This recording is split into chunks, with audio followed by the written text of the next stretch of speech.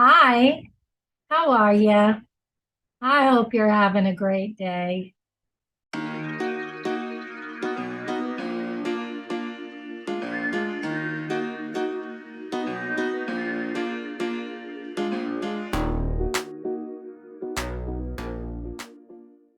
I ordered a new microphone. Finally did it. It doesn't seem to be too complicated, so I think I can handle it. Emotional stress is a common trigger for people with fibromyalgia. And emotional stress can bring on more stress. It's such a vicious cycle. I'm working on this and I'm definitely a work in progress.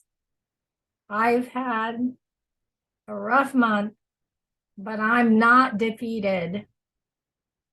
After I read your comments, I was really touched. Some of you shared similar things. Some of you were encouraging, but just hearing from you was, well, it really touched my heart. Totally common for me. They made me cry because, we need each other. Who can better understand our trials than someone who's been through the same thing or someone who's going through it? I was so uplifted that I wasn't alone in this struggle, that I actually got some things done around my house. It took me a couple of days after doing that video, and I'll share in a video what I needed to get done. That thing, sometimes we have that thing that just makes us feel heavy and burdened, and you need to get it done. I got it done. Sometimes we can know things, putting them into practice is another thing sometimes. So then what good is that knowledge? Well, we're ready when we're ready. God doesn't want me to be burdened. He wants me to lay it all down at his feet. So I'm trying to depend on him more. But for this video, I want to share about self-care. Might mean something different to some of you, but there's a real definition for what self-care is. So here we go. Self-care means taking care of yourself, not in an indulgence sort of way, but in order to be healthy, in order to be well, and to get those things done that we need to do so you can do your job and so you can help others. And doing those things that manage the stressors in our lives for our well-being are important.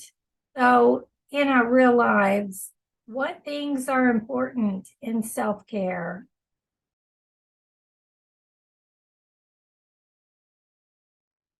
Stretching and gentle movements is probably the most important thing we can do for our physical health for those of us with fibromyalgia.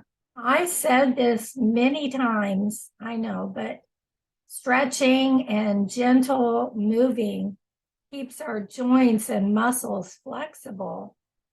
We also need to take our medications and supplements that we know are important. We need to keep up with our hygiene, our nutrition, and getting regular medical attention. And sleep is one of those things that some of us might struggle with. If you have ME/CFS, you need a lot of sleep. And if you have fibromyalgia, going to bed at the same time and waking up at the same time each night, including the weekends, is recommended. We need consistency and a schedule. So comfortable pillows, pajamas, bed linens, and minimizing light and sound will create a relaxing environment. And of course, And of course, take that warm bath or shower in the evening. You all know how much that has rescued me. Getting natural light in the morning is also recommended, which will also help with sleep. And when the weather is nice, going outside in the late afternoon and evening is comforting. I really can hardly wait for warm weather. Positivity is needed in order to move forward and not backward. It's a process. In church on Sunday, my pastor, who happens to be my son, my eldest, said we are called to be loving, growing, and serving. And sometimes we need to be humble when others serve us. You did that for me when you made your sweet comments. Bless you. We don't have to stay in that miserable state. Meditate or practice deep breathing. Deep breathing is something I have to do often. I get stressed easily. For example, I needed to upload some documents, and to do that meant I had to scan them on my printer scanner. After an hour, and then finding out I did it wrong, I asked my husband for help. That's one of my character flaws. And you all know that technology is my nemesis. He ended up doing all of it for me. I stood there, put the papers in and all of that. I was there, but he did the whole computer thing. Well, doing that stressful process, I practice deep breathing. I can get really worked up over the silliest things sometimes. Anxiety is not a good thing. It sends more painful messages. And so I knew that I had to calm myself down. And when we were finished, my husband said, "Is the world a better place now?" I said, "Yes, it's a better place now." So sometimes we just need to ask for help. Avoiding sugar is another helpful way to keep our blood sugar levels maintained. Eating a high protein snack like a hard-boiled egg before bed also helps. And removing foods for a time that you think are causing you gut trouble can also help. Most I'd say for 3 months, and then you add it back and see what happens. I found that out for sure with sugar. After not having sugary things for many months, probably 6 months. And then I drank a sugary Starbucks drink.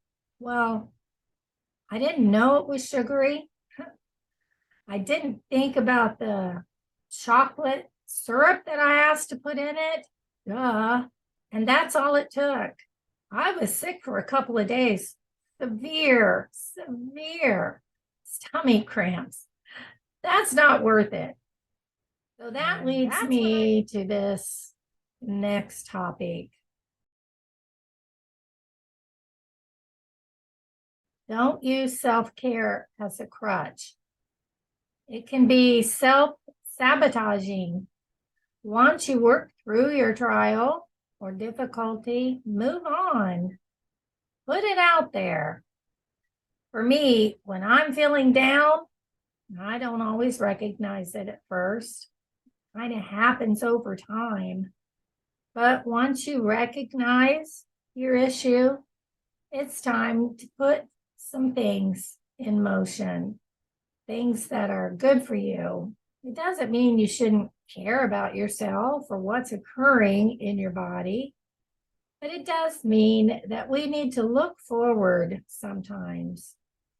Prayer helps for me. You do what helps you. Self-care, wow. Sharing with others helps. I didn't realize when I did that video how uplifted I was going to feel after I read your comments. And just getting it out there, I think sometimes helps too. Just doing it, saying it makes it real, and it's not hidden inside ourselves. Once we say it, maybe then, at least for me, it becomes real. And then you realize you need to tackle it. So self-care is good for our mental health. It's about recovery, balance, and pushing ourselves to improve our mental state and to get things done. I am blessed to have this community of like-minded people. So, do I think it's okay to indulge once in a while? Yes, of course. But don't use that as a crutch. It's a journey of discovery, to finding what works and doesn't work for us. And so, this is a video of me getting the Christmas tree taken down and all the decorations put away. I did it. And my reward was my clean dining room. And I tidied up in the living room. And it's beautiful to me because my home is my happy place. But when it gets out of control, I start feeling anxious, and that's not a fun place to be. So getting it done. I hope you enjoy the video. There's a lot of speeding up and slowing down in it, but love you guys so much. I send you gentle hugs and support. Love you.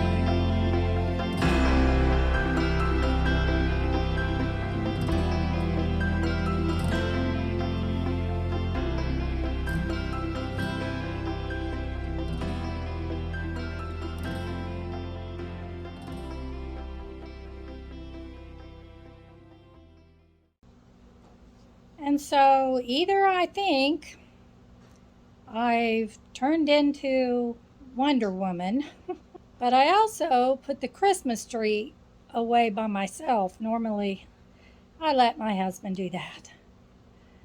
And I got some laundry put away. I am tired, and I'm going to take a coffee break. And what's better than getting a little loving from my baby? Oh, baby. Won't you be a good boy? Huh? Oh, baby. Boy, you are saying hello.